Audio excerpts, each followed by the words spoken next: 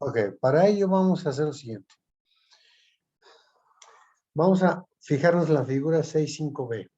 Aquí está como idea, como primer punto y para abrir boca, como dicen los dragones. 65B. Vean ustedes la 65B. Bueno, eso es lo que le decía de la 65A, lo que muestra aquí es que no importa cómo giremos el átomo vecino este átomo que es el origen de nuestro sistema de coordenadas, no importa cómo lo giremos, debido a la simetría esférica, ¿sí? De los orbitales S, pues es invariante ante giros, ¿no? No importa que sea teta o todo lo demás, la integral de salto es la misma. En cambio, vean ustedes aquí, no. ¿Por qué? Porque este P que teníamos acá estaba en algún punto a lo largo del eje Z originalmente, y cuando lo giramos mantiene su orientación, que es esta que tenemos aquí, ¿ok? A lo largo de la horizontal, pero lo estamos girando y entonces se mantiene y cambia el traslado, cambia la integral de salto, porque la distancia entre el óvulo más y el óvulo menos del orbital P varía respecto a el orbital S que tenemos en el origen de coordenadas. Este es nuestro origen de coordenadas, jóvenes? Este y este que tenemos aquí. Entonces, cuando estaba acá, pues no había problema porque estaban a lo largo del eje de enlace, que es el eje Z, como ya vimos, y entonces teníamos un lóbulo menos que estaba más cerca del más y un lóbulo más que estaba más alejado del menos. Pero a medida que lo vamos girando, se dan cuenta que cuando llegue, por ejemplo, a este punto, aquí, ¿ok? Entonces ahí la integral S P sigma va a ser ¿cuánto? ¿Cuánto va a valer cuando sea teta igual a 90 grados? Cero. ¿Mm? Cero. Cero, ¿por Por la qué? simetría. Exacto, por la simetría. Y es que cuando estaba en teta igual a 0 grados, ¿cuánto valía? Pues valía lo que fuera, pero no valía cero, ¿de acuerdo? Porque el óvulo menos estaba más cerca de más y el óvulo más estaba más alejado del más, del orbital S. Entonces se dan cuenta, pues, que en efecto, la integral de salto varía dependiendo de la orientación que los P's tengan respecto a los S o respecto a otros P's, que es lo que tenemos aquí abajo y que vamos a ver. ¿Ok? Y esta es, por ejemplo, una representación de una interacción entre dos orbitales P, es la figura 6D, entre dos orbitales P que tienen una orientación arbitraria uno respecto al otro. Y eso lo vamos a ver también y vamos a dar una fórmula para calcular la integral de salto. ¿Ok? Entonces, esta ya la dije, es muy sencilla por la simetría esférica. Ahora vamos a ver esta, jóvenes, ¿ok? Y vamos a ver qué pasa cuando bueno, ya les dije en principio los dos valores extremos, ¿sí? Cuando esto está a lo largo de Z, pues tiene un cierto valor diferente de cero, pero cuando este eje ahora de enlace es perpendicular al eje de enlace inicial, pues la integral de salto cero, como bien me dijo Oscar, ¿sí? Porque en ese caso la simetría me obliga a que se compensen más con más y más con menos. Entonces sí depende de la orientación del centro del orbital P, ¿ok? Con respecto a los ejes originales. Ahora vean ustedes que aquí tenemos orbitales en diferentes átomos. Una vez que llegamos a la siguiente sección, vamos a ver orbitales ubicados en el mismo átomo, ¿ok? Y es esta combinación de orbitales atómicos ubicados en el mismo átomo que vamos a utilizar para formar híbridos, ¿ok? No se confundan, esto es en dos centros, dos átomos diferentes, ¿ok? Y lo que vamos a ver después de esta sección es en átomos, en el mismo átomo, perdón. Entonces ven ustedes aquí cuál es la nomenclatura. Z sigue donde estaba, la X sigue donde estaba, la Y es perpendicular al papel y teta es el ángulo que hace el nuevo eje de enlace con el viejo eje de enlace. Aquí está, ¿sí? En otras palabras, la recta que une el centro de este átomo con el centro de este otro, esa recta es un ángulo θ con el eje horizontal Z, que habíamos definido como el eje de enlace en nuestra primera discusión de este punto. Y seguimos teniendo, por supuesto, menos y más. Entonces, ahora, esta recta que tenemos aquí la voy a identificar como Z', debe estar aquí. Déjenme ver. Sí, ahí está, ¿no? Debe ser Z' es esta ahora. Y tenemos una X' que es perpendicular a Z' y que está contenida en el papel de la hoja. Bien, entonces lo que vamos a hacer es descomponer este orbital P a lo largo del eje Z', ¿ok? Y a lo largo del eje X', en el entendido de que según lo que me dijo Oscar, a lo largo de X', eso me va a dar 0 por la simetría, y entonces lo podemos ignorar. Entonces regresemos acá, por favor. ¿Dónde está? Creo que aquí. A ver, déjenme ver si es esto, para no empezar a ver otra cosa. Sí. Ok, dice la figura 6.5b, mostramos cuál es la interacción entre un estado S y en el origen y un orbital PZ en otro átomo, lo importante, donde el eje de enlace ahora hace un ángulo θ con el original. Entonces, la PZ orbital, el orbital PZ, lo podemos expresar como una combinación lineal de orbitales en el sistema, ¿dónde diablos? A ver, déjame bajarlo. En el sistema girado, pues, ¿no? Déjame verlo.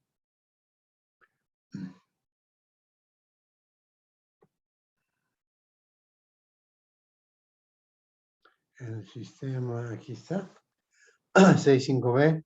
Entonces vamos a expresar el orbital PZ como una combinación lineal de orbitales P en el sistema girado, ¿sí?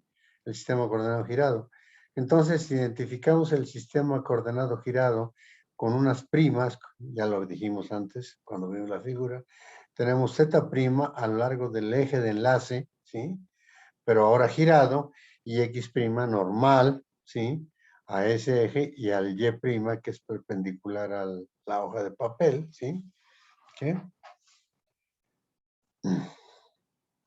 Y entonces lo que tenemos es que la PZ la puedo expresar como una combinación lineal de la proyección de PZ a lo largo de X' y la proyección de PZ, que es esta, al PZ a lo largo de P de X', ¿ok? Y la proyección de PZ a lo largo de Z'. Y eso es simplemente la proyección, como ya dije, de PZ', coseno de θ, que es el ángulo que hacen los dos ejes de enlace ahora, coseno de θ, la proyección largo es Z', y el otro término es PX' por el seno de θ, ¿no? Esas son las proyecciones PX, PZ' y PX', son las proyecciones a lo largo de los ejes Z' y X', y coseno θ y seno θ, los ángulos complementarios que se muestran en la figura 6.5c. Muy bien, entonces el orbital que está ubicado en el origen es el mismo, tanto en el sistema girado como en el no girado, entonces no hay bronca con él. Y entonces los elementos de matriz, ¿cómo los vamos a calcular, jóvenes? Pues los elementos de matriz, primero era SP sigma, cuando lo habíamos hecho como horizontal, el orbital PZ, y el orbital S simétrico, ¿sí? Teníamos este valor para la integral de salto en esas condiciones, y ahora lo que vamos a hacer es ver qué valor obtenemos cuando consideramos la matriz de traslape, ¿sí? En la nueva posición después del giro, ¿ok?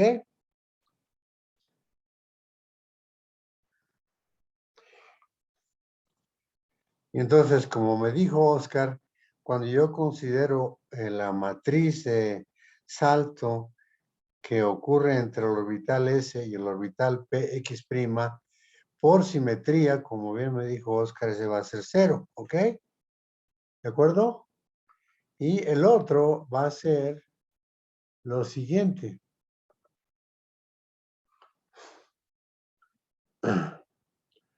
Está aquí abajo el cálculo. Vamos a ver cuánto nos da. Y eso nos va a dar el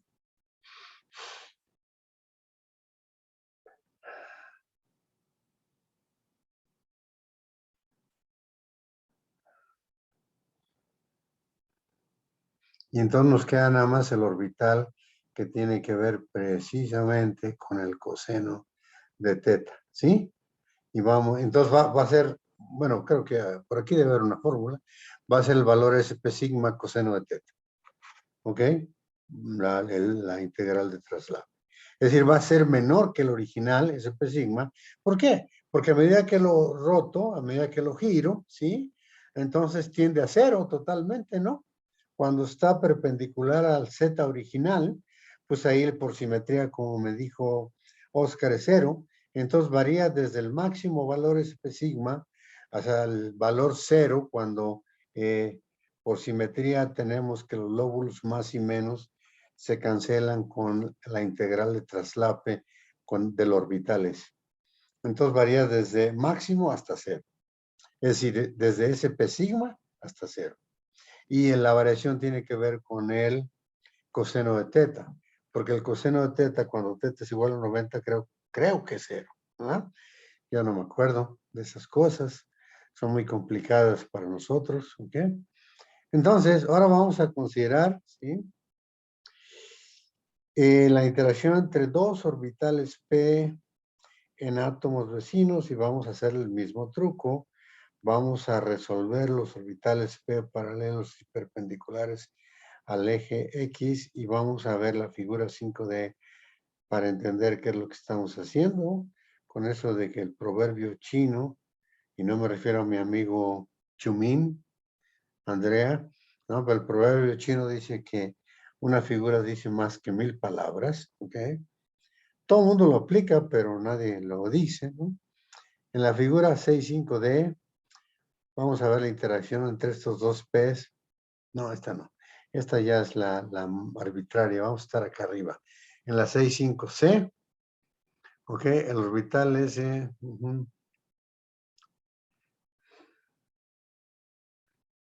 No, en la D, esa es la D. Vamos a ver, ya no me acuerdo. A ver. Tenemos esta, que es la simétrica y que no hay bronca. Tenemos la B, que es la que una P y una S. Y ahora aquí, es que aquí muestra cómo la está descomponiendo, pero eso ya lo dijimos. Pero vamos a verlo otra vez. La PZ, que es cuál, simplemente para reforzar, para seguir el libro primero y segundo, para reforzar la idea, la PZ es la que tenemos aquí, vean ustedes. ¿Sí? Y aquí tenemos el ángulo teta, el lóbulo menos, el lóbulo más, el eje Z', que es este, y el eje X'. Y ese lo vamos a descomponer como una proyección largo de Z', que es esta, más una proyección largo de X'. Y la suma de estas dos me tiene que dar esto. ¿Ok? Pues sí. Pero ya lo dijimos. Aquí fue la componente, pues, de a lo largo de Z' es la proyección de PZ, que es igual a PZ', en el sentido de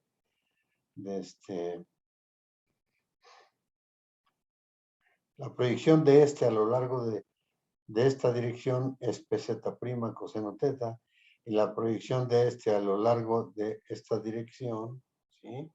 Es PX' seno de teta, y entonces la suma de esas dos me da la PZ original. ¿Ok? Bueno, ahora creo que vamos a entrar a esa parte que es la parte divertida. Pero antes de eso vamos a ver qué podemos sacar de estos ejemplos en relación a este asunto. Aquí la orientación, bueno, lo primero que tenemos que decir es que los orbitales P aquí están representados en la misma hoja de papel, ¿sí? En el plano de la hoja de papel, ¿sí? Y entonces la distancia D es la distancia de separación entre los dos átomos y es la dirección de enlace. Vean ustedes que ya no es ni horizontal ni vertical, sino que es cualquier dirección arbitraria. Ahora, por otro lado, el PZ que está orientado a lo largo del vector A1 tiene una orientación arbitraria también respecto a D. Y la PZ que está orientada a lo largo del vector A2, ¿sí? Tiene también otra orientación que es arbitraria y que no es igual a esta, evidentemente, ¿no? Es como, bueno, los casos extremos son cuando uno de estos es perpendicular a este y los casos extremos cuando uno de estos es paralelo a este.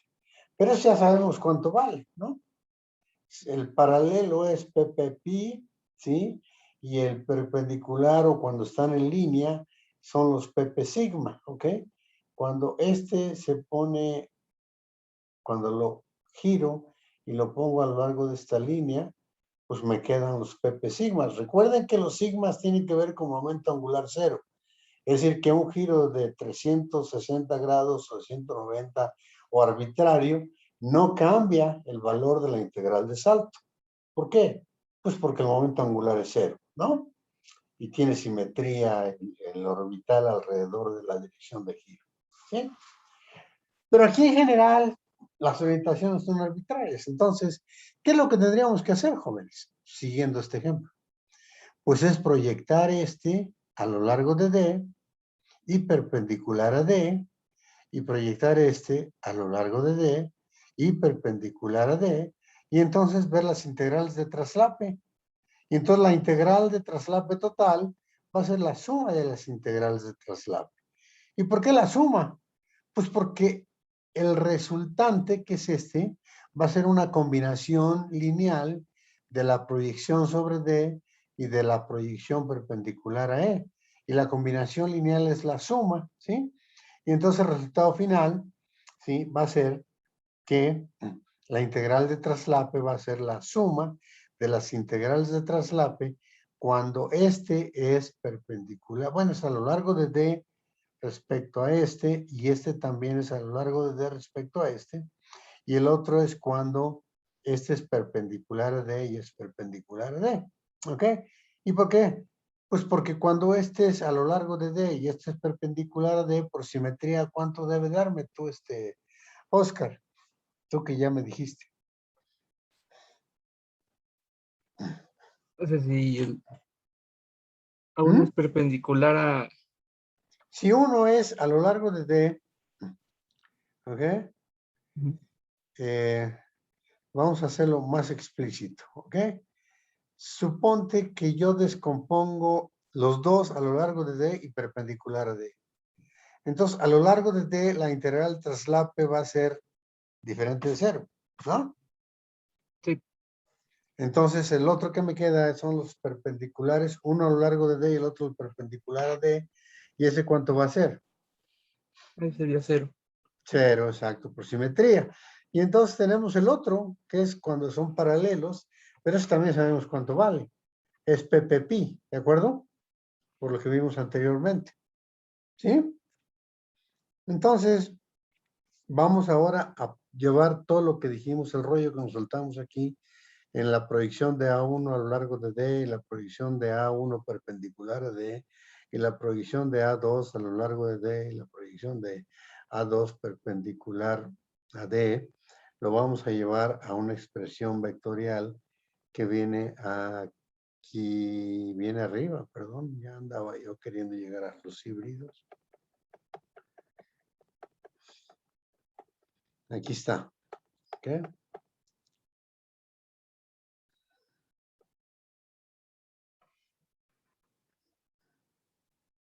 Aquí dice, en la figura 6.5D, que es lo que estábamos viendo, mostramos la interacción entre un orbital P a lo largo del vector A1 y un orbital P a lo largo del vector A2, ¿ok? En átomos vecinos próximos, ¿ok? A2 en átomos vecinos próximos, átomos adyacentes. Entonces, el eje de enlace es a lo largo del vector D, como ya dijimos, y la componente A1.D Y A2.D, ¿qué cosa es? Pues es la componente paralela al eje de enlace, porque estamos proyectando por el coseno, ¿sí? Estamos proyectando con el coseno, ¿sí? Del ángulo que hace A1 y D, y del ángulo que hace A2 y D, y esa proyección es a lo largo del eje de enlace. Aquí lo dice, ¿ok? Y eso nos da ¿qué contribución? Pues nos da una contribución que es qué tanto valor de la proyección, ¿sí? Del orbital, a lo largo del eje A1 y qué tanto valor de la proyección del orbital a lo largo del eje A2 contribuyen a qué cosa, a la integral de salto que ya habíamos visto, que era la PP sigma, ¿ok? Y la PP sigma era ¿cuál? La integral de salto a lo largo, ¿sí? A lo largo del vector de enlace, que es el D. Entonces esto me dice qué tanto las proyecciones contribuyen a PP sigma, ¿ok? Las dos. ¿Y cuál es la otra? Pues es A1 menos este componente, ¿sí? Y A2 menos este componente, que es la proyección perpendicular al eje de enlace D. ¿Ok? Aquí está. A1 menos A1.D por D y A2 menos A2.D es este por D.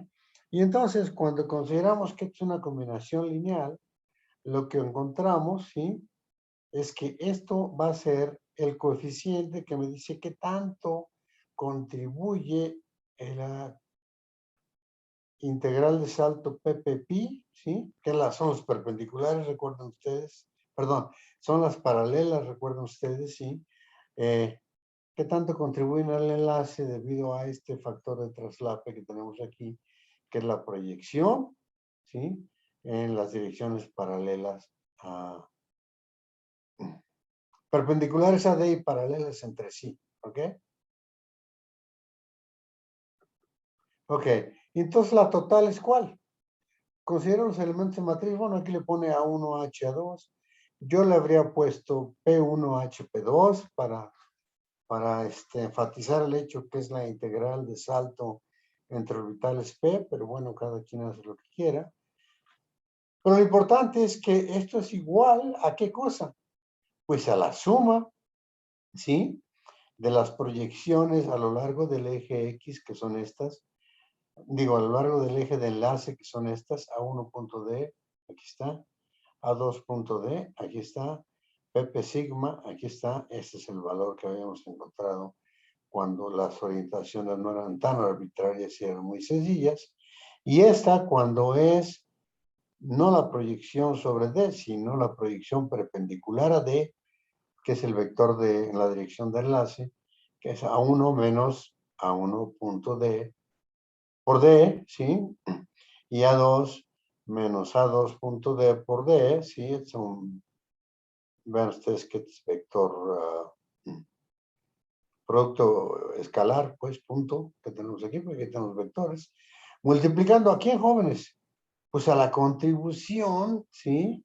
De la integral de salto en el caso sencillo, que era PPP. Aquí tenemos PP sigma, aquí tenemos PPP, y aquí tenemos los factores que me dicen que debido a la orientación, ¿qué tanto contribuyen las proyecciones perpendiculares a D? ¿Ok? Perpendiculares a D, que es el eje de enlace, la dirección de enlace. ¿Ok? Ok. Entonces, si nos dan dos orbitales P en direcciones arbitrarias, claro, tiene que estar en el mismo plano, ¿eh? Porque si uno está fuera del plano y la otra ya se me complica mucho la vida, ya suficiente complicación tenemos aquí. Y entonces, esta es la contribución, el elemento de matriz, ¿sí? O equivalentemente la integral de salto, ¿sí? Que me representa el ensanguchado o el elemento de matriz o la integral, ¿sí? Del hamiltoniano cuando consideramos P1 y P2, ¿sí? Arbitrarios, como la figura que tenemos acá. Aquí, este es. A1, A2, D. Estos son los valores importantes, los parámetros importantes que debemos recordar, ¿no? Y vean ustedes que aquí pusimos más y más. Y bueno, sí puso menos y menos, ¿no?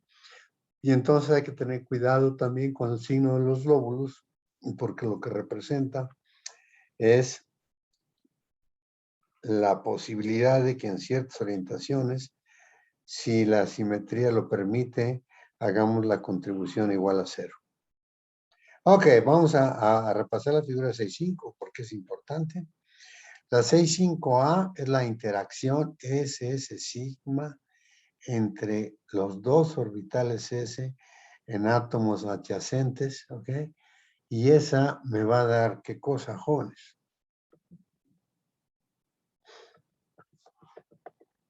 Pues me va a dar un valor independiente de teta y me va a dar precisamente el valor SS sigma, porque es invariante ante las rotaciones teta que estamos considerando, ¿ok? Va a ser SS sigma. Entonces, pasemos al B. El B me va a dar una contribución SP sigma coseno teta, donde teta es el ángulo que hace la nueva dirección de enlace con la vieja dirección de enlace antes de la rotación, ¿sí? Para el traslape, perdón, para la integral de salto entre el orbital S y el orbital P. ¿Y por qué es SP sigma? Pues era SP sigma porque cuando lo teníamos a lo largo de S era invariante ante cualquier rotación por la simetría del problema. Ahora, ya cuando estamos ahí en medio, la situación no necesariamente es tan simple de visualizar, pero lo que se obtiene es por la proyección, por este mecanismo de proyección que hicimos aquí, que vamos a ver, lo que se obtiene es que la nueva integral de salto es la vieja integral de salto que era SP sigma por el coseno de teta. ¿Ok? ¿De acuerdo? Ok, después de hacer esta descomposición. Ahora, esta descomposición que tenemos aquí me dice que yo agarré las componentes, ¿ok? A lo largo de Z' y a lo largo de X', y la sumo y me da este P, que ya no es, bueno, es PZ ciertamente, porque está dirigido a lo largo de Z, pero no es PZ' porque no está dirigido a lo largo de Z', pero me da las componentes, ¿sí? La suma de las componentes, que esta más esta componente a lo largo de Z' y esta componente a lo largo de X', la sumo y me da la PZ original, que es la que tenemos aquí. Y entonces esta es la manera de justificar visualmente el hecho de que estoy descomponiendo, ¿sí? La PZ a lo largo de la dirección Z' y X'. Y finalmente aquí tenemos esta expresión, ¿sí?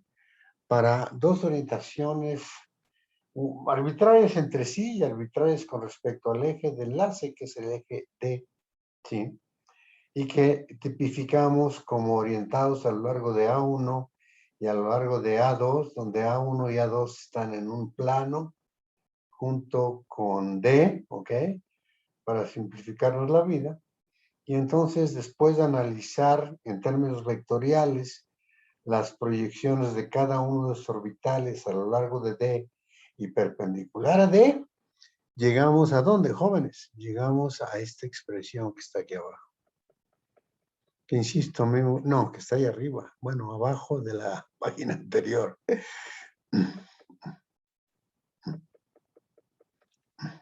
Que insisto, yo le habría llamado aquí P1 y P2, pero soy yo. Digo, no. Schwab le llama A1, A2. Entonces sería P1, H, P2. Me da esto.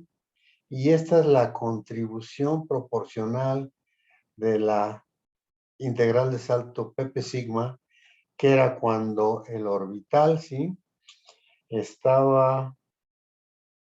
Eran colineales, estaban orientados a lo largo del eje Z, ¿ok?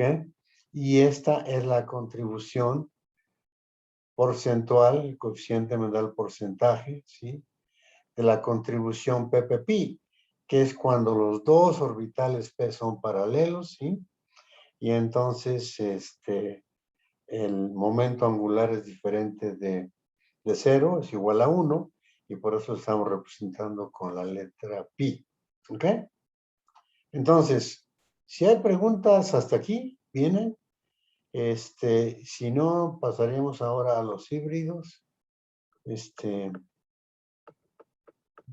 Para que no les queden muchas dudas. Sé que les quedan dudas, pues, y seguramente la única manera de resolverlas va a ser leyendo el libro, preguntando, tratando de entenderlo, digiriéndolo, y pues para eso está Isaías. Le puedo preguntar, no, también me pueden preguntar a mí. Ok, no hay bronca. Entonces aquí está la descripción de la figura 6.5, donde vimos todo esto que tenemos aquí. ¿Ok? Y repito, ¿hay preguntas? Déjenme ver si me faltó algo.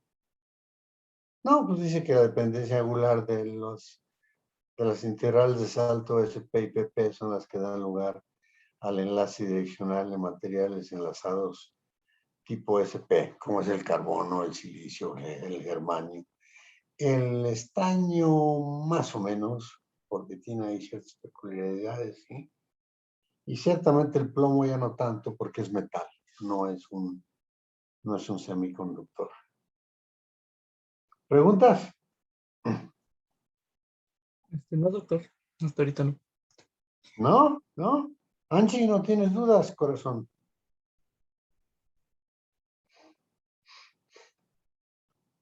Creo que Angie ya se fue a tomar un café, Angie. No, no, acá estoy. Ah, ahí estás todavía, bueno, ok. No, por el momento ninguna. Pues ya cuando empiece a desarrollar todo. Sí, yo creo que ahí vas a decir, ay, ¿de dónde salió ¿de dónde salió aquello? Pero bueno, nos preguntas y lo vemos, ¿sí? ¿De acuerdo? Santiago, Andrea, ¿cómo andan? ¿Andamos bien? Sí, todo bien. Andrea. Andrea se fue a prender. No, aquí sigo, pero creo que está fallando un poco la conexión, pero sí, me está quedando claro todo. Ok, bueno, pues seguimos entonces. Ahora vamos a ver el concepto de híbridos, que es el que les digo que desarrolló Pauling hace miles de años. Y que es un concepto, digamos, es tan arbitrario como lo que se les ocurra a ustedes. Pero cuando lo hacen de manera predeterminada, vamos a decirlo así, les sirve para entender la estructura de las formas alotrópicas del carbono o del silicio o del germanio. ¿Ok? En principio, no, bueno, sí hay razón, pero aquí hasta donde vamos no hay razón para que el silicio no pueda tener una estructura tipo grafeno, ¿ok? O una estructura tipo unidimensional, cadena unidimensional polimérica, ni el germanio. ¿Por qué? Pues porque tienen la misma estructura electrónica que tiene el carbono, ¿ok? ¿Y por qué no encontramos o no ha sido fácil encontrar estructuras unidimensionales o bidimensionales para el silicio y para el germanio? Pues porque esto es un asunto de energías.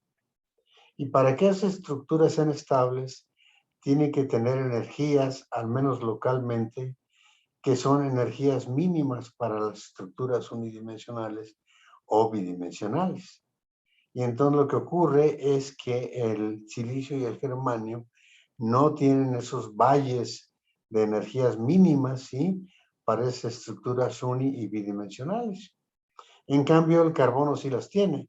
Y como me decía Flor la clase anterior, la estructura estable del carbono es la de grafito, ¿sí?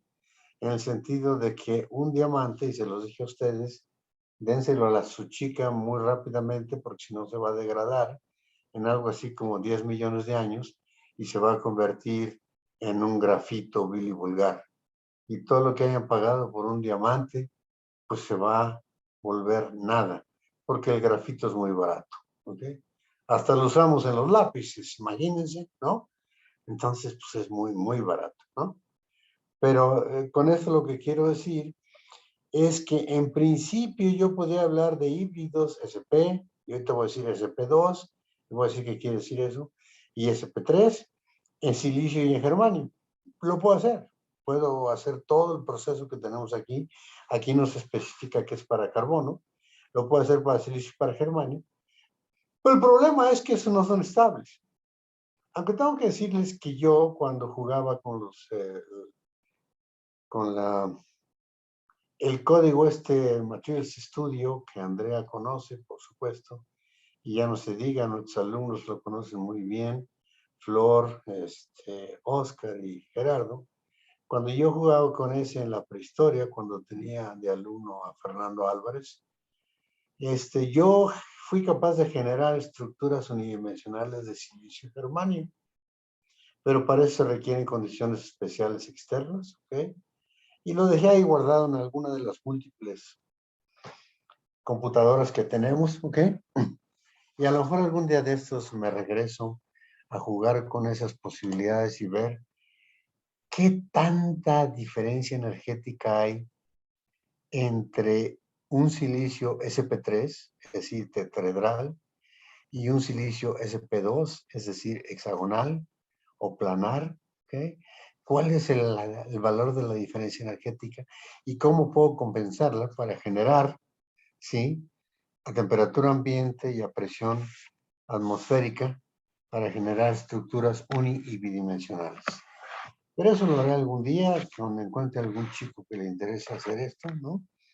Y que entendamos un poco mejor la relación de las estructuras con los enlaces híbridos y con la diferencia energética entre las estructuras de dimensionalidad, de dimensionalidades diferentes. Entonces, ¿qué vamos a hacer ahora? Vamos a ver qué podemos hacer o qué podemos crear cuando se nos ocurre, que fue lo que se le ocurrió a Pauling, cuando se nos ocurre considerar combinaciones lineales de orbitales S y P ubicados en el mismo átomo, ¿ok? En el mismo átomo. Voy a fijarme en un átomo cualquiera, ustedes escojan cuál, da lo mismo. Y ahí voy a considerar que tengo entonces, para el caso de carbono, silicio y germanio, que son los que son los prototipos direccionales, digamos. Para el caso de carbono, silicio y germanio, vamos a considerar esos 4 orbitales, un S y 3P, ¿sí? Y vamos a ver qué podemos hacer si los combinamos linealmente para el mismo átomo. Entonces, ya se nos ocurre qué puede pasar y lo podemos adelantar. Puedo considerar, ¿sí?, la combinación lineal de un S, que es lo único que tenemos, un S, y un P. Tenemos 3P, recuerden. Y puedo considerar la combinación lineal de un S y un P. Y eso me va a dar cierta estructura. Puedo considerar la combinación lineal de un S y 2 P's. Y eso me va a dar ciertos resultantes híbridos y ciertas estructuras propuestas. Y finalmente puedo considerar la combinación lineal de un S con los 3 P's. Y eso me va a dar una estructura típica con sus resultados de la simetría de esta combinación lineal, ¿ok? Y eso me da otros híbridos. Entonces, en principio voy a tener 3 tipos de híbridos muy sencillos. Uno que voy a identificar como SP, como está ahí la flecha. Esto es en general, ¿ok? Pero le puedo poner a este SP1, un subíndice 1 en P, para decir que estoy considerando una combinación lineal de S con un orbital P. El otro que les comenté lo puedo identificar como SP2, con un superíndice 2, superíndice, debí haber dicho en lo anterior. Superíndice 2, en que estoy diciendo con ello que considero la combinación lineal de 2 P's y un S. Y finalmente, el tercero, que sería un SP3, donde voy a indicar con SP3 el que estoy considerando una combinación lineal, o varias combinaciones lineales, no nada más una, porque me van a dar 4 híbridos, ¿ok? Combinaciones lineales de un S y 3 Ps, ¿ok?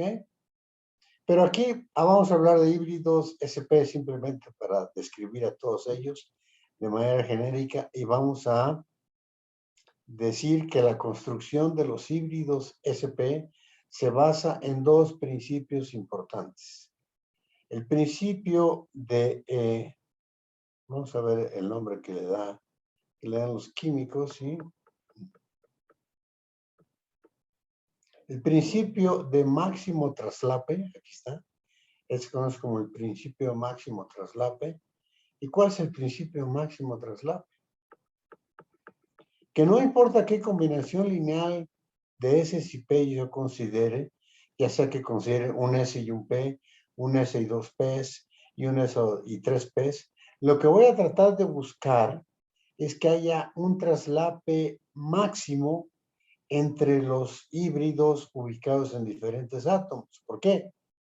Porque por este principio, que no se demuestra aquí, pero que los químicos manejan y que se puede demostrar desde el punto de vista cuántico, al fin de cuentas, porque la cuántica es todo, el principio de máximo traslape. Cuando hay máximo traslape entre un SP y otro SP, entonces el enlace es fuerte. Cuando hay máximo traslape entre un SP2 y otro SP2, que sería el caso del grafito, digamos, ¿no? Entonces hay máximo traslape. Y, bueno, perdón, hay máximo enlace cuando el traslape es máximo. Y cuando hay un traslape máximo entre SP3 y los SP3 adyacentes en un tetraedro, el enlace también es máximo. Quiere decir eso que la estructura es estable, ¿ok? Ahora, insisto, una respecto a la otra. ¿Cuál es la estructura más estable al carbono? Pues ya lo dijimos, lo dijo Flor, la SP2, es decir, la estructura de grafito. La SP no es tan estable como la SP2 y la SP3, que es la que corresponde al diamante, tampoco es tan estable como la SP2. ¿Ok? Entonces, si yo graficara las energías de estas 3 estructuras, ¿sí? Para el orbital SP3, encontraría que la energía tendría 3 valles. ¿Ok? Y el valle más bajo, con un mínimo más bajo, sería el valle que corresponde a la estructura del SP2, porque esa es la estructura más estable del carbono. Ahora, en el silicio y el germanio, la estructura más estable es la SP3. A condiciones ambientes de volumen y temperaturas y presiones y todo lo demás, ya si yo meto estos elementos bajo una presión diferente de la atmosférica, ya sea positiva o negativa, como lo está trabajando Flor, ¿no? Entonces, las propiedades cambian. Pero a presión atmosférica, ¿sí? Las estructuras estables del silicio y germanio son la tetraédrica y la estructura estable del carbono es la SP2, o sea, la de grafito. Bien, entonces el orbital híbrido, ¿sí? Que formamos debe buscar que tenga el mayor traslape, ¿sí? El mayor traslape, que es el que está aquí, ¿sí? Para que pueda justificar yo la combinación lineal, porque eso me va a dar una energía menor. ¿Ok? Y eso se llama el principio de máximo traslape. ¿Sí? Ahora, ¿qué otro elemento necesitamos? Pues los orbitales híbridos tienen que ser ortogonales entre sí. De manera análoga a como qué? A como el S y los P son ortogonales, ¿sí? O los P entre sí son ortogonales, ¿ok? La ortogonalidad debe mantenerse cuando hago la transformación lineal de orbitales atómicos puros S y P a los híbridos H, como los vamos a representar aquí en el libro. H son los híbridos, ¿ok? Entonces debe mantener el principio de ortogonalidad. Dice, este principio no es un requerimiento físico, pero ayuda, pues tampoco este es un requerimiento físico hasta que lo demostramos con mecánica cuántica.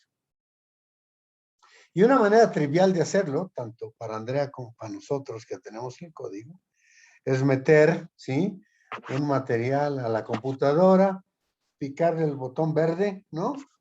Y entonces ver cómo es la distribución de carga en el material condensado. Y vamos a encontrar que hay una distribución máxima de carga a lo largo de las direcciones que unen los átomos dependiendo de la estructura. En el caso del diamante, las direcciones son las direcciones del centro a los vértices del tetraedro y ahí va a haber una concentración mayor de cargas y se puede ver en la solución cuántica del problema. Y en el caso del grafito va a haber una distribución mayor de carga a lo largo, ¿sí?, de los ejes que unen un átomo dado y sus tres vecinos. Aquí hay que tener cuidado porque no se deben confundir con la estructura hexagonal en lo que se refiere a la distribución, pero un átomo dado tiene tres vecinos próximos nada más, ¿no? En el grafito y en la estructura planar del silicio, si pudiéramos tenerla, o la estructura planar del germanio. Entonces hay una distribución de carga mayor a lo largo de esas direcciones, ¿sí? Y entonces eso quiere decir que la idea de los híbridos no está tan jalada de los pelos, ¿sí?, sino que tiene cierto sentido, porque si hacemos el problema cuántico sin utilizar orbitales híbridos, lo que obtenemos es que hay una distribución de carga no homogénea en el material y que hay mayor carga a lo largo de las líneas que unen un vecino y sus próximos. Y un vecino y sus próximos. Y los próximos, en el caso de la estructura de diamantes, son 4. En el caso de la estructura de grafito son 3. Y en el caso de la estructura lineal, los vecinos próximos son 2. ¿Ok? Entonces, hay dos principios que son importantes recordar, que van a regular o que van a, de alguna manera, fundamentar la existencia de estos híbridos. Uno es el principio de máximo traslape, que nos dice que el enlace es mayor cuando el traslape es máximo, dados los posibles orbitales híbridos que puedo formar. Y otro es el principio de ortogonalidad, que me permite separar las cargas de tal suerte que la suma de todas ellas es la carga neta del átomo. No importa que lo describa yo con híbridos, que son las H que aparecen aquí, y así ya lo está representando, vean ustedes. HIDR y HJR son dos orbitales híbridos en el mismo átomo. Entonces, ¿cuál va a ser pues no, vamos a calcular la carga asociada con esta función. Esta función que es la combinación lineal de los orbitales y que me representa un estado electrónico en el material. Entonces, esto me dice que la psi de R va a ser un coeficiente CI que me dice cuál es la amplitud de probabilidad de que el orbital HIR contenga un electrón y CJ va a ser cuál es la amplitud de probabilidad de que un orbital híbrido HJ contenga un electrón, ¿sí? Tomando en cuenta que la suma de estos me va a dar un electrón, ¿ok? Porque C1 al cuadrado más C2 al cuadrado, recuerden ustedes que cuando hicimos la molécula de hidrógeno es igual a 1, ¿ok? Por la normalización del problema. Pero bueno, vamos a ver cómo expresamos esto, ¿ok? Y vamos a ver cómo separamos las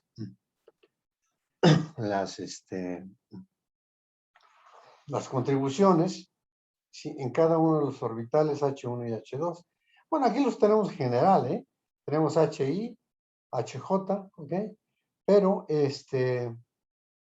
vamos a ver qué es lo que obtenemos cuando pido ¿qué cosa? que la integral de psi por psi complejo conjugado diferencial R sobre todo el volumen, pues me va a dar 1, porque la psi me describe un electrón, ¿ok? En el espacio del material condensado. Entonces se me debe dar 1. Pero por la expresión que puse acá arriba, psi de R, aquí están, vean ustedes, entonces me queda un producto de 4 términos, que va a ser CI por CI al cuadrado, que es, perdón, CI por CI complejo conjugado, que va a ser CI al cuadrado, con los coeficientes HIR por HIR complejo conjugado, que está aquí.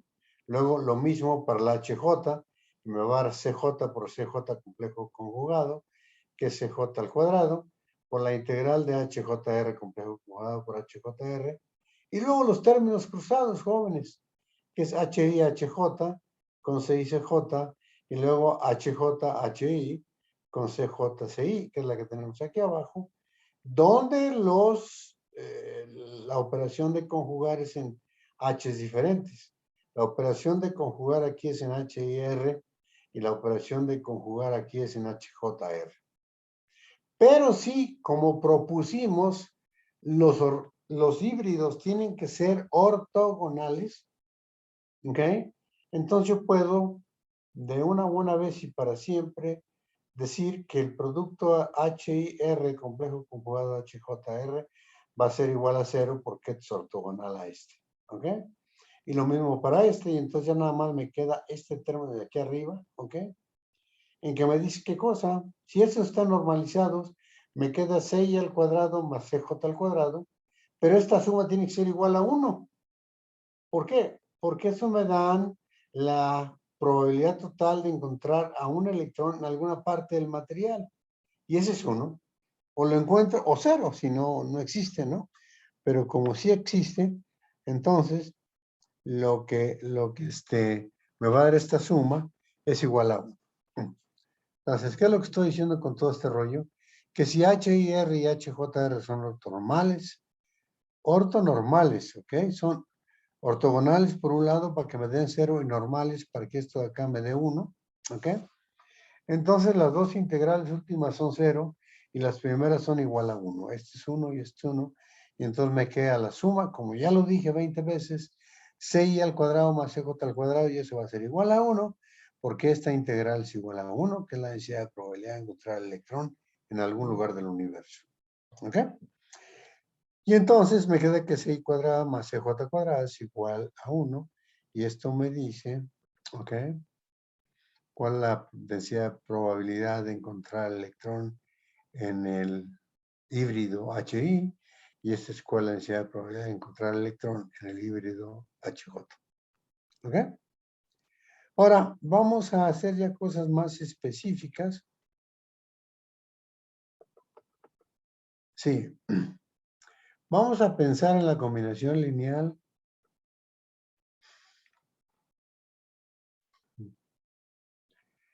Vamos a pensar en la combinación lineal, ¿sí? De PX, PY y PZ. Y esto, como son perpendiculares entre sí, es como crear un vector, ¿sí? En términos de las tres bases IJK en tres dimensiones, la I a lo largo de X, la J a lo largo de Y la Z, la K, perdón, a lo largo de Z. Y entonces yo puedo crear tantos vectores como me dé mi gana, ¿sí? Con una combinación lineal de IJK. De igual manera, yo aquí puedo construir tantas P's como yo quiera con una combinación lineal de PX, PY y PZ, ¿ok? Y entonces, vamos a considerar algunos casos particulares.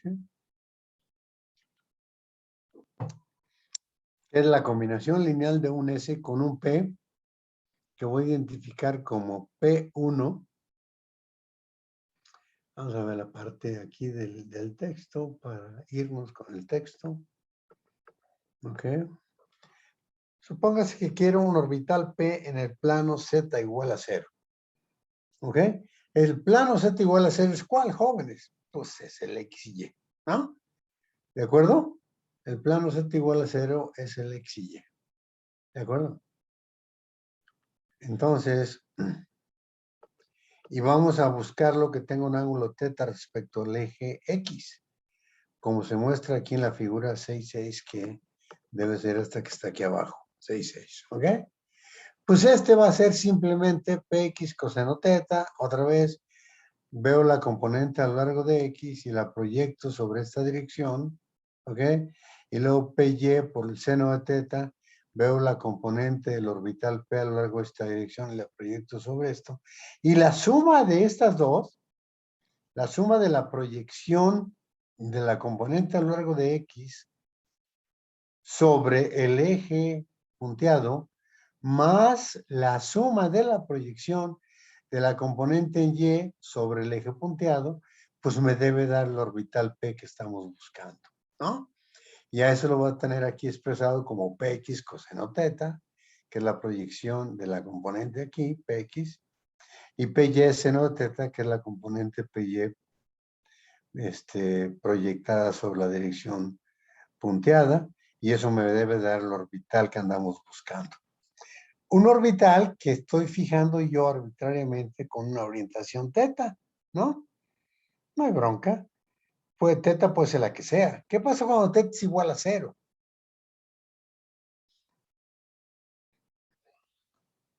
Pregunta, jóvenes, ¿qué pasa cuando teta es igual a 0? Pues el orbital P va a ser igual a ¿qué? El orbital P a lo largo de la punteada va a ser igual a Px, cuando teta es igual a 0, ¿no? Porque el coseno de 0 es 1 y el seno de 0 es 0. Entonces no hay proyección a lo largo de Y. Y ahí se identifican los dos, el orbital que estoy tratando de construir y la proyección a lo largo de X. ¿Ok? Y lo mismo cuando la proyección es a lo largo de Y. ¿Sí?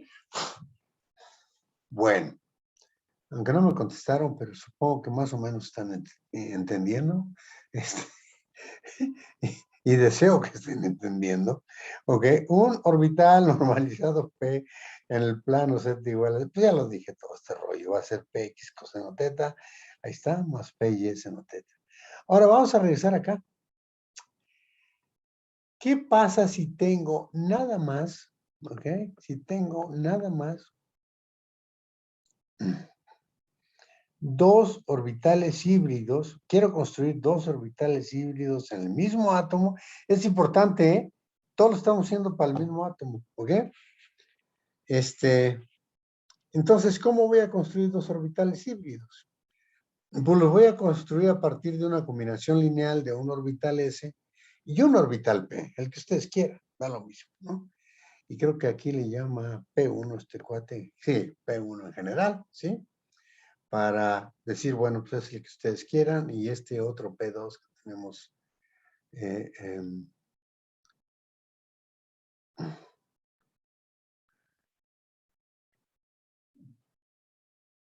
P2 va a ser el orbital, otro orbital P correspondiente a la combinación lineal que estamos manejando. Y la N es el factor de normalización, jóvenes. A ver, ¿cómo calculamos el factor de normalización acá? Pues son los coeficientes, ¿sí? C1 al cuadrado, CI al cuadrado más CJ al cuadrado. Y aquí entonces, correspondientemente, ¿qué es lo que voy a considerar para el factor de normalización? Pues voy a tener 1 al cuadrado más lambda al cuadrado, que son los coeficientes de S y de P1, ¿ok? Y de S y de P2, ¿ok? Entonces, N va a ser, ¿ok? 1 entre la raíz cuadrada de 1 al cuadrado más lambda cuadrada. Debe estar por aquí la fórmula, déjenme ver, yo recuerdo que la pone Sutton. No sé si antes o después. Ahí está. N es el factor de normalización, que es 1 entre la raíz cuadrada, aquí está el signo menos, que es el 1 entre, 1 entre la raíz cuadrada de 1 más lambda cuadrada, donde 1 es el coeficiente de S y lambda es el coeficiente de P. ¿Qué es lo que estoy diciendo con esto? Que si bien estoy asignando un 1 a S, sin embargo, eso quiere decir que la contribución de cada P va a ser proporcional a lambda, ¿sí? De tal suerte que lambda, 1 más lambda cuadrada, de tal suerte que 1 entre la raíz cuadrada de 1 más lambda al cuadrado es el factor de normalización del híbrido que estoy componiendo. ¿Ok? Ahora, ¿qué es lo que voy a hacer? Lo que voy a hacer es decir, vean ustedes el coeficiente lambda que tenemos aquí. ¿Ok? Aquí puse un factor 1 para la S y un factor lambda para P1 y un factor lambda para P2. Entonces, ¿qué quiere decir? Que lambda es el factor de participación de P1 en el híbrido H1 y H2 es el factor de participación de P2 en el orbital, en el híbrido híbrido H2, ¿ok? Y entonces esa lambda pues va a ser menor que 1 por definición, ¿sí? Porque al fin de cuentas el factor de normalización tiene que ser tal que cuando considero el producto escalar de estos orbitales, me da igual a los coeficientes que resultan de aquí, ¿ok? Entonces vamos a considerar el producto H1, H2, donde H1 es el que tengo allá arriba, otra vez lo pongo. H1 es igual a N por S más lambda P1, H2 es igual a N por S más lambda P2, donde P1 y P2 son direcciones arbitrarias de los orbitales. Déjenme decirles que P1 y P2 me representan dos orientaciones diferentes del orbital que esté considerando yo. ¿Ok? Y entonces es una combinación lineal de un S y un P. ¿Ok? Luego voy a poner P1 y P2 y P3 y P4 y P5 y P6, pero eso lo voy a hacer más explícito y simplemente me voy a referir a los PX, PY y PZ que me otorga la solución cuántica de los orbitales atómicos para un átomo dado en el material. ¿Ok? Que espero que quede más claro cuando ponga las fórmulas correspondientes. Que de hecho Sotner lo que hace las pone ahí, pero lo pueden encontrar en el libro de Linus Pauling, ¿no? En que habla de orbitales, pero si no tienen que hacerlo, no lo hagan, simplemente recuerden cuál es la combinación lineal para formar los híbridos, ¿ok? Entonces, volvamos a este asunto. El traslape H1-H2 pues va a ser simplemente el bracket, ¿no? El bracket correspondiente que formo ¿con cuál? Con esta expresión de acá arriba. H1 es igual a N por S más lambda P. 1, aquí está. Y entonces el ket es ket H1 es N por el ket S más lambda por el ket P1. Y ket H2 es igual a N por el ket S2 más lambda ket P2. Y cuando considero el producto H1H2 o H2H1, no sé cómo lo pone Sotner para no desviarnos de su Sería el nomenclatura. conjugado, ¿no? Para H1. Sí, H1 es el conjugado, correcto, Flor. H1 sería el conjugado que tenemos arriba. Y entonces H2 es el normal que tenemos ahí, ¿sí? Es este que está aquí. Entonces el bra H1 es N, bra S más lambda, bra P1. Y H2 ket es N por el ket S más lambda, ket P2. ¿Sí? ¿De acuerdo, Flor? Es lo que me estás diciendo, ¿verdad? Sí. Ok. Y entonces considero el producto. ¿Y qué me queda, jóvenes? Pues me queda esto. N por N es creo que N cuadrada, no estoy seguro. Entonces me quedan todos los productos, 4 términos otra vez. Uno de ellos es 1, ¿sí? Que es S por S, el bracket S por S. Otro son los cruzados, que me queda un producto de lambda a la primera potencia, que es P1S más SP2, ¿ok? Y aquí están los conjugados, como bien decía Flor. Aquí P1 es el conjugado del ket P1 y aquí el bra S es el conjugado del bra del ket S. Y luego tengo el término cruzado, que es lambda cuadrada P1, P2. ¿Ok? Pero de ahí los del medio son 0, ¿no? Así es. Ahora queremos que van a ser 0 para satisfacer el principio famoso de ortogonalidad que mencionamos antes. El bracket P1S y el bracket SP2, como bien dice Flor, son igual a 0, ¿sí? Porque son ortogonales, ¿ok? Recuerden que son los P's y los S's en un átomo dado. Y la solución, ¿sí? Cuántica dice que esos los podemos hacer ortonormales. Y entonces escogemos ortogonalmente esta cosa para deshacernos de estos dos términos que tenemos aquí en primer orden en lambda. Y solo me quedaría el bracket H1, H2 es igual a n cuadrada por 1 más lambda cuadrada P1, P2. Que no necesariamente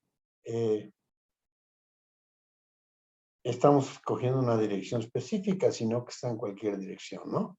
P1, P2. En particular, yo puedo escoger el P1 como el orbital P a lo largo de X, ¿ok? Con una orientación de lóbulos más menos.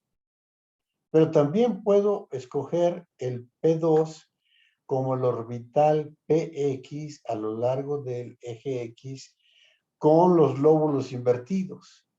Y es lo que hace Sutton, ¿ok? Y lo que hizo Pauling hace años, ¿no? Entonces, uno escojo el lóbulo más menos y el otro escojo el lóbulo menos más, ¿ok? Y esta cosa es lo que voy a tener aquí como P1, P2, ¿sí? Por lambda cuadrada.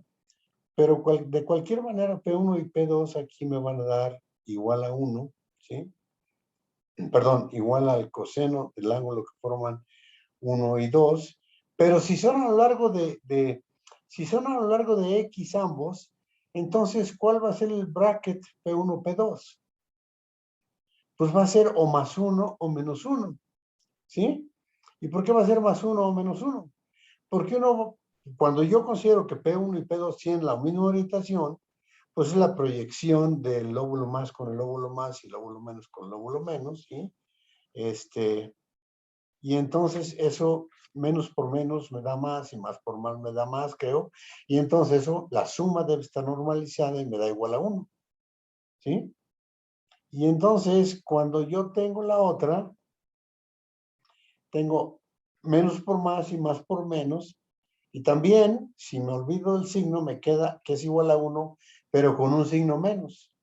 Entonces, la lambda cuadrada puede tener dos valores que están aquí representados de esta manera. Ahorita lo vamos a ver cómo llegamos aquí. Pero cualitativamente lo que estoy diciendo es que la lambda puede tener un valor de más 1 cuando los lóbulos más y más coinciden y menos 1 cuando los lóbulos menos y más coinciden, ¿no? Porque menos por más da menos y menos por más da menos, ¿sí? Y entonces tenemos un valor de lambda igual a más 1 y menos 1. Y es lo que dice aquí, pero lo estoy adelantando. Ahorita vamos a regresar a ver estas fórmulas. Aquí están, ¿sí? Entonces, lambda más 1 es esta, S más PX, y lambda igual a menos 1 es esta, S menos PX. Y eso es, como ya les dije, cuando los lóbulos más y más coinciden, que es el más 1, o cuando no coinciden, que es el más por menos, que es menos 1. ¿Ok? ¿Y cuál es el factor de normalización? 1 entre la raíz de 1 más lambda cuadrada. Pero lambda cuadrada, ya sea más 1 o menos 1, me da pues 1. Entonces me queda 1 entre la raíz de 1 más 1, que es 2. ¿De acuerdo? Entonces, esto es para los híbridos SP. ¿De acuerdo? Hijo, ya es la 1:40 por estar ahí chacoteando. ¿Cómo voy a encontrar esto, jóvenes? Esta fórmula que tengo aquí. Pues muy sencillo. H1, H2, si están normalizados me da 1. Perdón, si son ortogonales me da 0. H1, H2. Si son ortogonales me da 0. Y entonces cancelo la n cuadrada. Y me queda 1 más lambda cuadrada, el bracket P1, P2, igual a 0. 1 más lambda cuadrada, bracket P1, P2, igual a 0. Y entonces, ¿qué me queda? que me queda que lambda cuadrada P1, P2 va a ser igual a menos 1. O equivalentemente, el bracket P1, P2 va a ser igual, ¿sí? A la proyección de P1 sobre P2, que es el coseno teta 1, teta 2, ¿ok? Y entonces me va a quedar que el coseno teta 1, teta 2 por lambda cuadrada va a ser igual a menos 1. Y cuando despejo lambda cuadrada, me queda que es igual a menos 1 entre el coseno teta 1, teta 2. ¿Y qué fue el teta 1, teta 2? Fue el ángulo que hace el orbital P1 y P2. ¿Qué pasa si el ángulo que hace en el orbital P1 y P2 es 0, si coinciden? Pues el P1, P2 me va a dar igual a 1, ¿sí? ¿Qué pasa si el ángulo que hace en el orbital P1 y P2 son 180 grados? Pues el coseno de teta 1, 2 va a ser igual a ¿cuánto? Menos 1. Menos 1. Y entonces P1, P2 me queda igual a menos 1.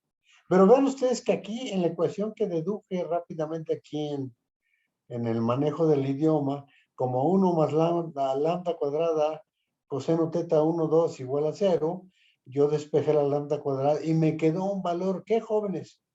De menos 1 entre coseno teta 1, 2. Pero lambda cuadrada es positivo por definición, porque lambda es real, ¿sí? Entonces eso quiere decir que esta ecuación, la 6,8, solo tiene solución ¿para qué? Para cuando el coseno teta 1, 2 es negativo. ¿Y cuándo es negativo el coseno teta 1, 2? Cuando es mayor a 90. Cuando es mayor a 90, y tengo en particular 90, 120 y 180, que son los que voy a considerar. Pero bueno, 90 no, porque es precisamente la divergencia, ¿no? Pero voy a tener 120 y 180 en la otra dirección. Y recuerden que entonces esto tiene solución cuando el coseno teta 1, 2 es mayor a 90. ¿Ok? Entonces, el ángulo entre los híbridos solo puede tener valores, perdón, el ángulo entre las P's, entre los orbitales básicos, solo puede tener valores razonables cuando el ángulo entre ellos es mayor de 90. Ahora vamos a ver esos casos específicos. Híbrido SP, en que estoy considerando un S y un P nada más, ¿ok? En el mismo átomo, otra vez, aquí lo dice este cuate a cada rato, pero es importante que lo registre. O sea, vamos a considerar híbridos en el mismo átomo. Entonces, como les había dicho antes de la discusión que estaba haciendo, cuando los lóbulos más se traslapan, yo tengo un valor de lambda que es igual a 1. Y cuando los lóbulos más y menos se traslapan, yo tengo una lambda que es igual a menos 1. Y eso me da origen, o equivalentemente aquí lo puedo sacar, vean ustedes. Cuando el coseno teta 1, 2 es igual a 180 grados, ¿cuánto me da esta relación? Pues me da igual a 1, ¿no? Porque es menos 1 entre menos 1. ¿De acuerdo? ¿Sí? ¿O no? Sí. Sí. Ok. Y entonces quiere decir que lambda cuadrado es igual a 1. Pero la solución para lambda cuadrada igual a 1 es lambda igual a más menos 1. Que es lo que aparece aquí también. Y que es lo que yo les había adelantado con el argumento que estaba dando para los posibles traslados. Y, bueno, vamos a hacerlo ahorita. Antes de pasar al SP2, voy a ver la figura que trae Sodno. Entonces aquí estoy sumando el S más PX, el PX dado en una dirección, y aquí estoy sumando el S con la dirección opuesta del PX, por el signo menos. ¿Ok? Y eso me da dos orbitales H1, H. Olvídense del factor de normalización por ahora, para ver nada más cualitativamente cuál sería la forma del orbital H1 y H2. Pues aquí está. Este es cuando el orbital S, que está centrado en el átomo aquí, ¿ok? Y que tiene el lóbulo positivo, ¿sí? Se sobrepone, se suma con el orbital PX con el lóbulo positivo en esta dirección. ¿Por qué? Porque los lóbulos positivos se incrementan, aquí está, este es el H1, ¿sí? se incrementan y entonces me da una deformación de la suma de S y P que me lleva a que los lóbulos negativos ahora en el híbrido son menores para la región negativa de la función de onda y son máximos o mayores para la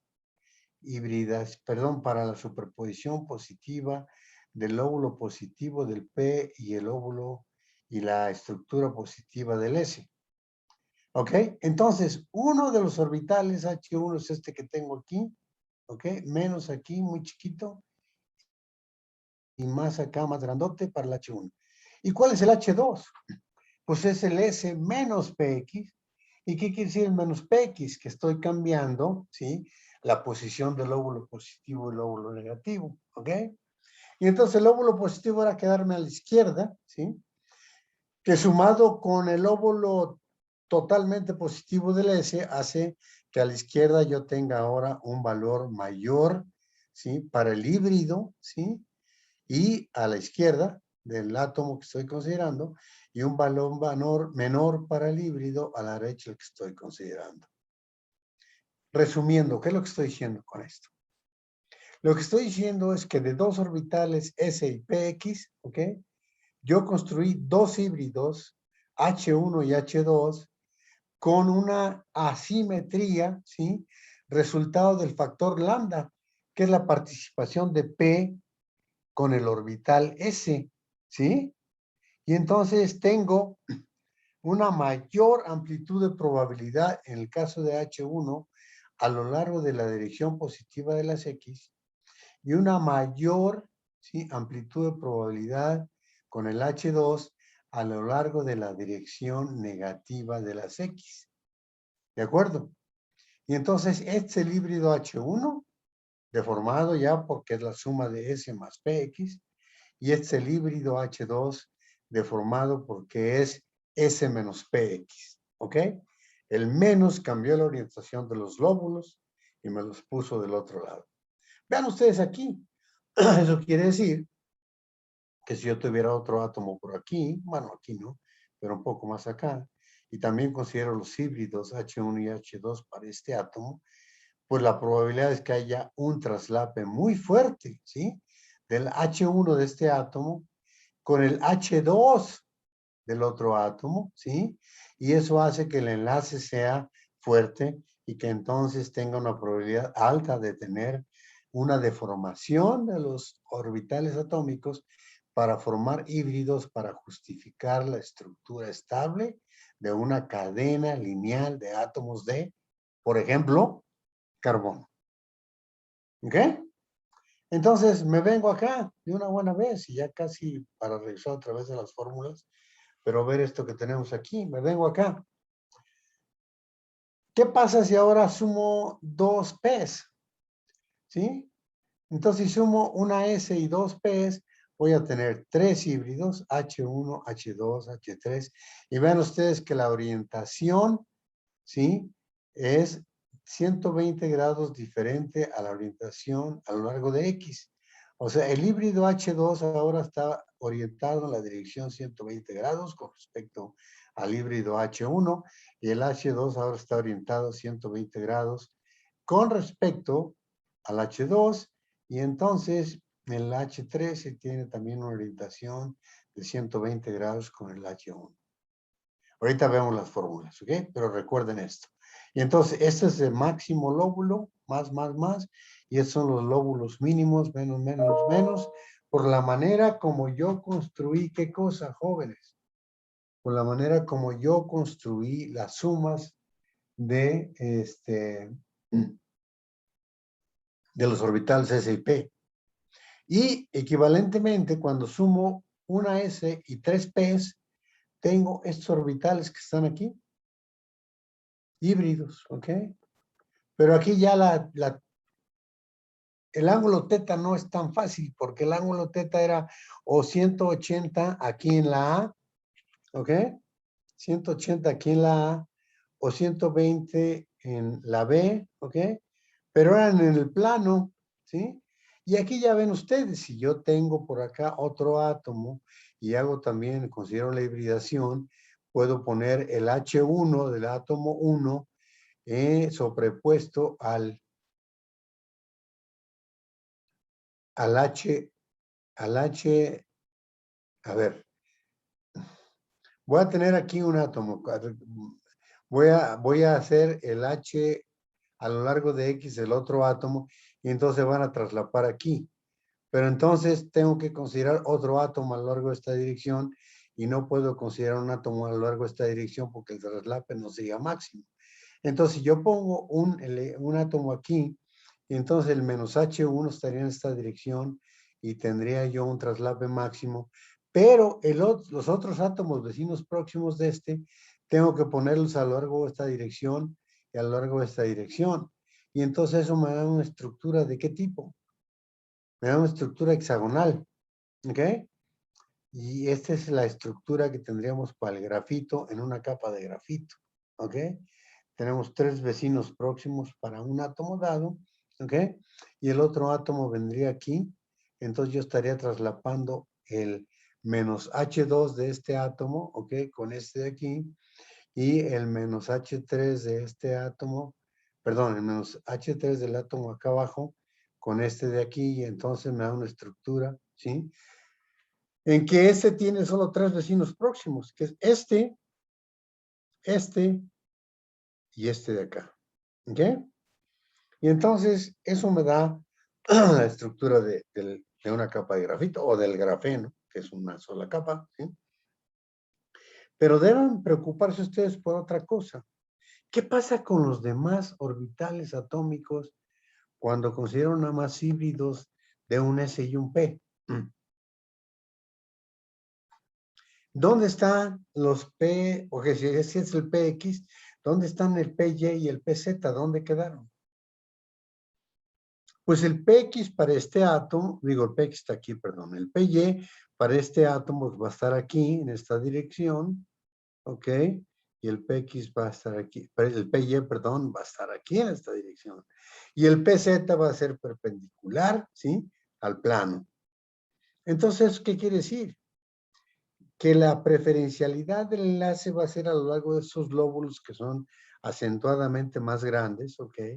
Y que los otros solo van a contribuir, si junto varios átomos, a un enlace tipo pi. Tipo pi porque estoy traslapando PYs con PYs de átomos adyacentes y PZ con PZ de átomos adyacentes, ¿ok? ¿Ok?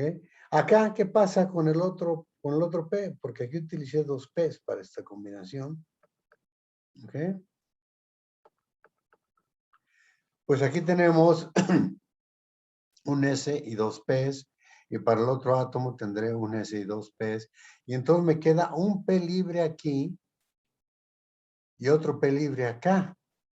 Que por la manera como están aquí las coordenadas X y Y, los P libres que me quedan son los PZs, que son perpendiculares al plano XY.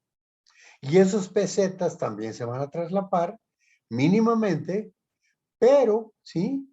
Pero van a dar origen a un enlace PPP, una integral de traslape, una integral de salto del tipo PPP, ¿ok? ¿Pi por qué? Pues porque son paralelos los lóbulos. Y eso va a contribuir al enlace en una capa de grafito, ¿sí?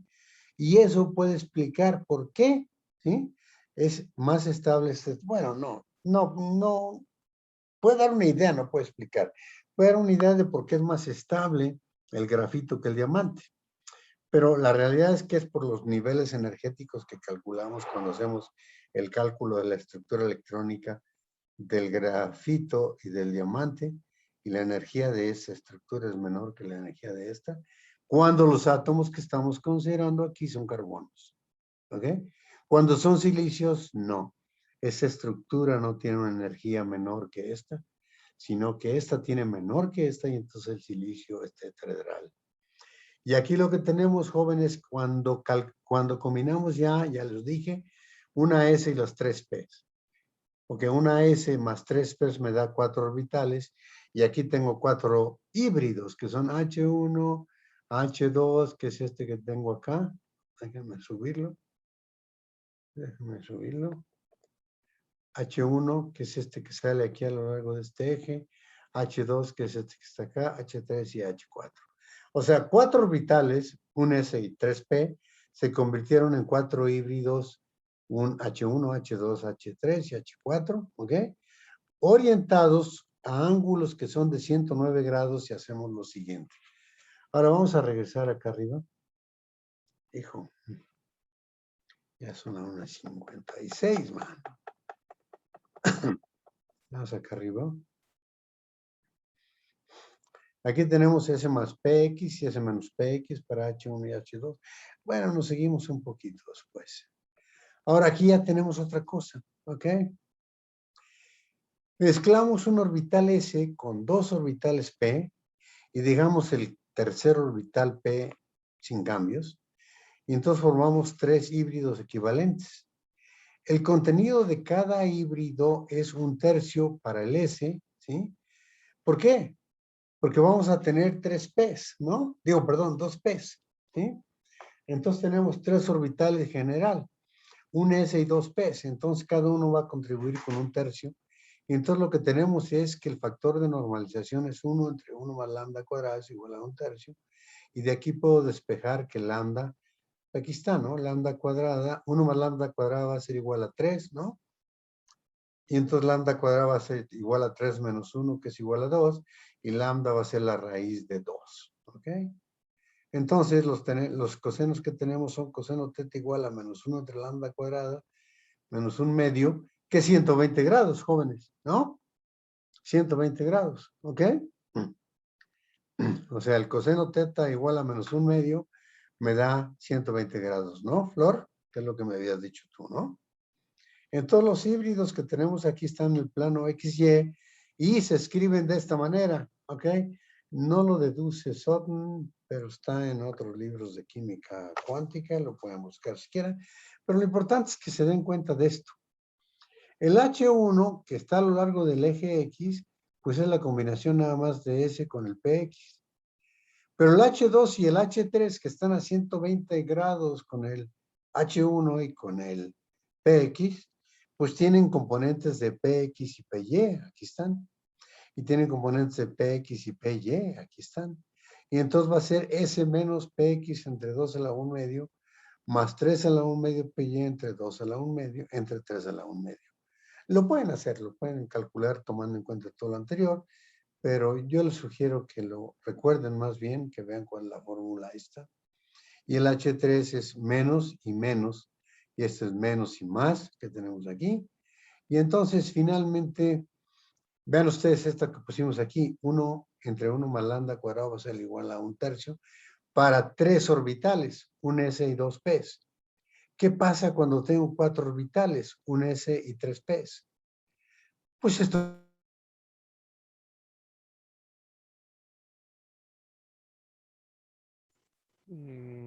Creo que se cayó el doctor.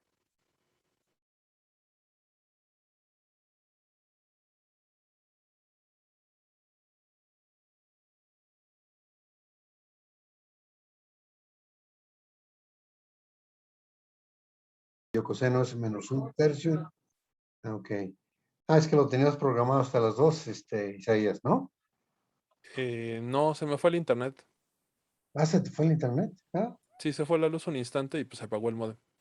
pero ya estás bien. Sí. Bueno.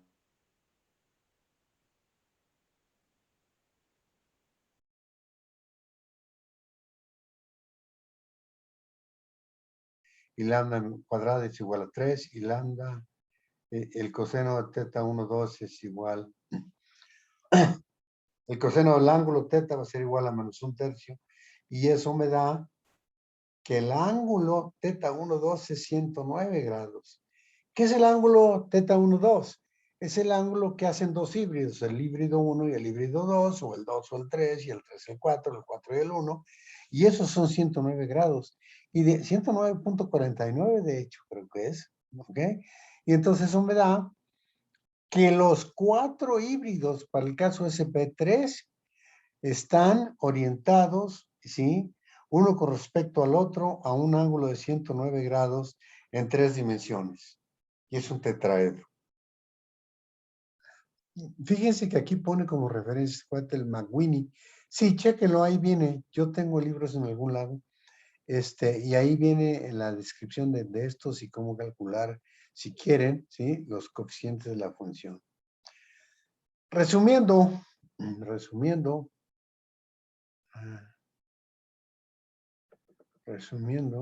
bueno, pues estos son los 4 H's. S más PX más PY más PZ, S más PX menos PY menos PZ, S menos PX más PY menos PZ, y luego S menos PX menos PY más PZ. ¿Ok? Y estos dan las orientaciones que teníamos allá, donde los ángulos entre cada híbrido es de 109 grados. Ahora, retomando lo que habíamos dicho, pues esto nos da una estructura tetraedral como la más estable para el silicio y para el germanio, y la segunda más estable para el carbono, ¿ok? Cuando calculamos las energías. Entonces, ¿qué más quiero de aquí?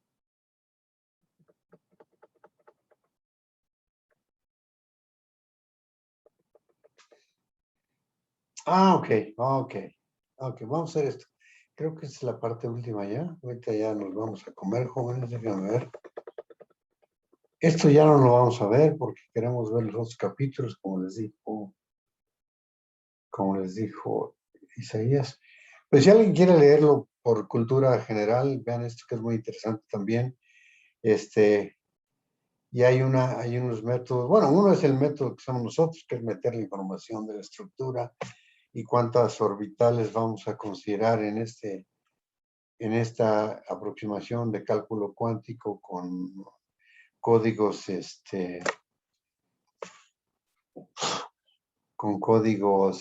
cuánticos de química, le llaman química cuántica, pues física cuántica, de hecho, ¿ok? Y entonces vamos a tener betas unos que son, bueno, no, regresemos. Esto, si quieren, lo ven ustedes después, porque es muy interesante. Pero esta es la contribución de cada una de las betas que teníamos, S sigma, SP sigma y PP sigma, ¿sí? A los nuevos híbridos que están definidos por beta 1, ¿ok? Pero eso lo pueden ver después, ¿ok? No vamos a incluir esta parte de Isaías en el examen, entonces nomás vamos a incluir hasta antes de esto que lo que vamos a hacer es ver cuál sería la expresión para la energía, ¿ok? En el estado híbrido H en general, cuando el H está dado por el ket S más la lambda, que es la contribución del P, ¿sí? Al híbrido H, entre el factor de normalización, que ya vimos que es 1 más lambda cuadrada a la 1 medio. ¿Ok? ¿Y por qué esto? Porque vean ustedes que aquí tenemos la energía de los híbridos va a ser, cuando considero el ensanguchado, pues, con el híbrido H y el hamiltoniano H acá arriba, la energía del híbrido H va a ser bra H hamiltoniano H mayúscula, ket H, y esto pues simplemente si pongo la H en S me da la energía ES, y cuando aplico el bra SS me queda 1, más la lambda cuadrada, que es el producto, ¿sí? De lambda P por el complejo conjugado de lambda P, y eso me da lambda cuadrada P sándwich con HP, que me da la energía EP, y abajo me queda 1 más lambda cuadrada, ya el 1 medio se fue. ¿Por qué? Porque este me contribuye con 1 medio y este me contribuye con el otro 1 medio, y cuando multiplico me queda 1 más lambda cuadrada. Ahora, ¿qué quiere decir esto? Y esto es algo muy interesante. Esto quiere decir que la energía del híbrido correspondiente, ¿ok? Que puede ser híbrido 1 o híbrido con simetría 1, o sea, 2 lineal, o híbrido con simetría planar, que es el grafito para el carbono, y híbrido con simetría tetraedral, que sería carbono diamante, o silicio diamante, o germanio diamante, ¿sí? La energía del híbrido está relacionada con la energía de los orbitales puros del átomo, epsilon S y epsilon P, a través del factor lambda, ¿ok? Pero, por ejemplo, para el SP3 que está aquí, ¿cuál era la lambda cuadrada que habíamos calculado? Y cuya lambda, la raíz cuadrada de lambda, que era 3, nos dio 109 grados. Pues la energía para un híbrido sp3 va a ser epsilon s más lambda cuadrada, que es 3, aquí está, ¿ok? Más EP, que es la energía del orbital puro EP, entre 1 más 3, que es 4. Y entonces lo interesante es lo siguiente. Y con eso acabamos ya para que se puedan ir a comer, jóvenes. ¿Ok? Lo interesante es lo siguiente.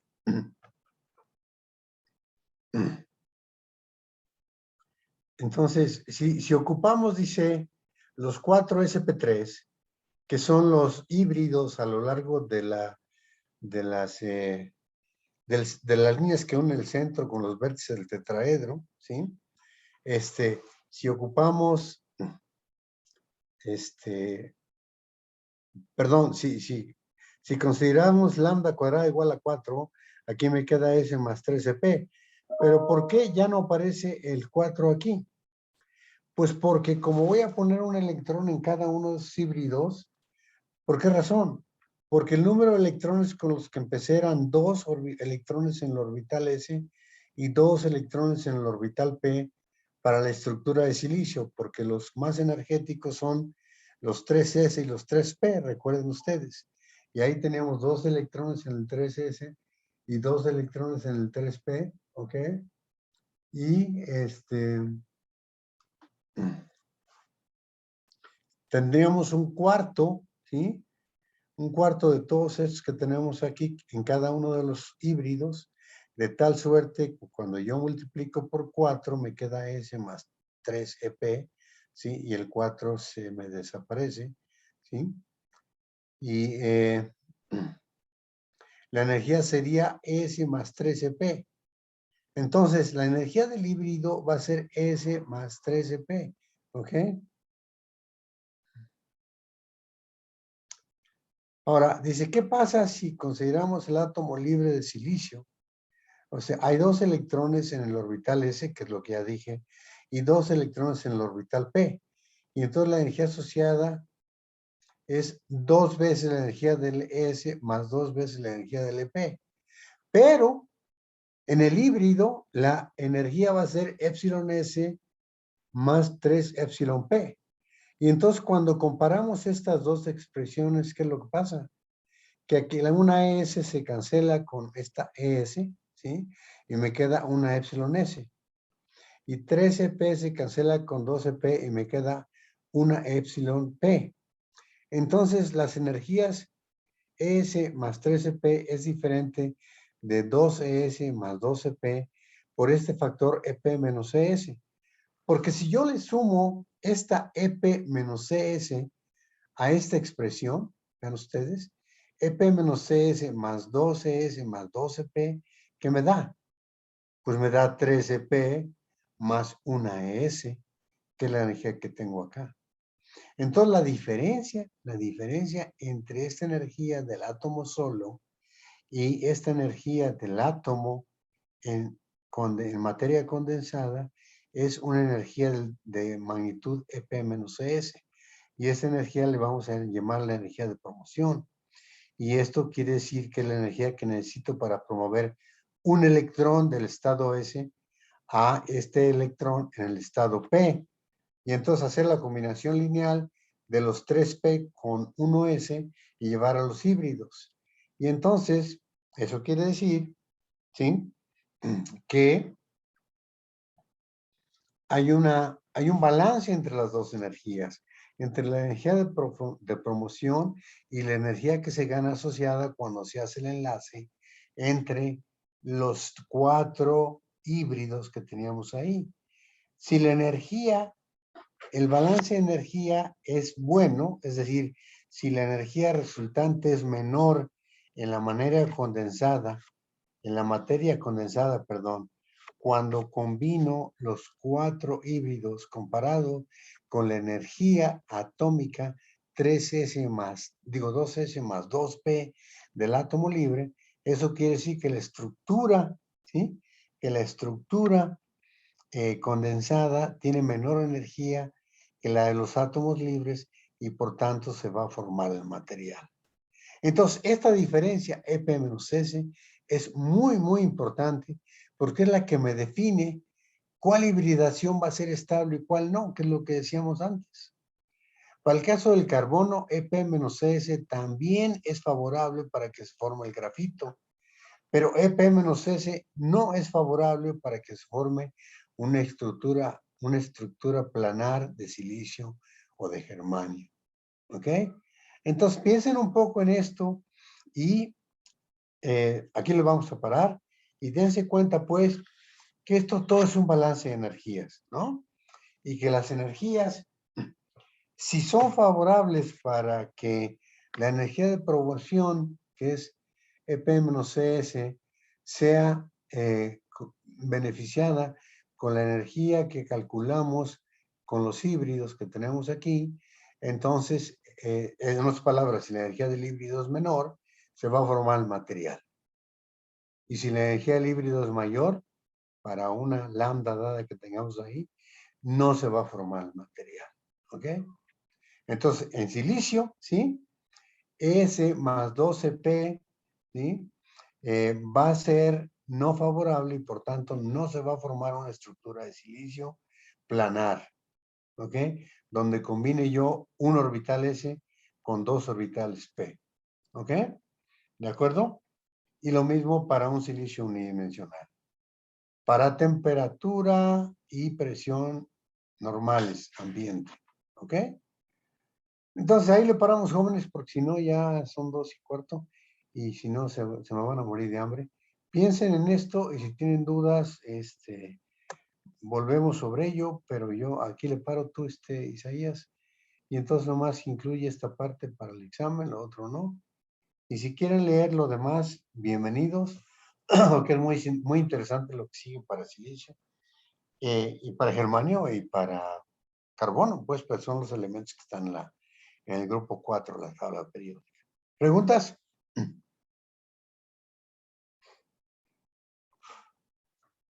¿Qué pasó, jóvenes? ¿Qué ya hipoglucemia los dominó o qué? A ver, Oscar, viene. No, no tengo ahorita. Ah, no tienes, válgame, no tienes. Luego me dices, Isaías, cómo les va en el examen, porque ninguno tiene preguntas, ¿eh? Entonces, pues se supone que entendieron todo. Es que ha sido Flor, mucha ¿no tienes información. preguntas? ¿No tienes preguntas, corazón? Flor, Pues, híjole. pues no. Dice, porque no tengo que digerirlo. Sí, no, sí, la verdad, pues, no sé, está bonito, pero sí está medio pesadito, ¿no? Sí, hay que revisar con calma. Ahorita ya me fui muy rápido porque ya por el cotorreo del inicio se nos fue el tiempo, pero yo quería acabar esta sección. Y entonces que Isaías, que está ahí presente, no les pregunte en la sección que sigue porque se los va a echar, se los va a tronar. ¿Verdad, Isaías? El perverso polimorfo Sí, de Isaías. hay que tronarlos, doctor. Hay que tronarlos. Dijimos que nos íbamos a poner 10. Bueno, creo que eso lo dije yo. O tú lo dijiste, ya no me acuerdo quién lo dijo. Pues ahí está, Pero ya bueno. te dijo que nos pusieras 10. Bueno, ok. Ok. Está bien. Entonces, Jóvenes, hasta la dijeron. 121 les pregunta. Sí, por favor, incluyendo la 121. Y lo demás lo dejamos para cuando nos volvamos a encontrar en la toma del helado, porque vas a tener que hacer helado, Isaías, si es que ya podemos ir a presencial, ¿no? Al instituto. Ahí nos ponemos de acuerdo. Ya ves que tenemos que hacerlo cuando estén todas las ventanas abiertas, dicen todos los europeos que ya hicieron estudios sesudos y que el COVID no se transmite si lo hacemos en espacios abiertos. ¿Ok? Lo que podemos hacer es que nada más nos metemos 3 a hacer el helado y que los demás se queden afuera en el estacionamiento, ahí en la puerta del liquefactor. Sí, suena bien, Flor, suena bien. ¿Por qué no eres el motor ahí que mueve a Isaías? Porque Isaías ahorita está metido en 50 cosas, tiene que publicar 5 artículos, ¿verdad, Isaías? Sí, para mañana. O pasado mañana está bien. Pues ahí está, ya nos Flor, pones 10 y entonces ya te enfocas en tus artículos y pues ya no nos tienes que hacer examen ni nada. no, pero vamos a hacer un artículo de lo que tú estás haciendo, Flor. Ya dijimos, ¿no? Sí, Entonces voy Voy a revisar lo que tienes y cuando tenga las figuras, mándamelas y empiezo ya a integrar ese artículo.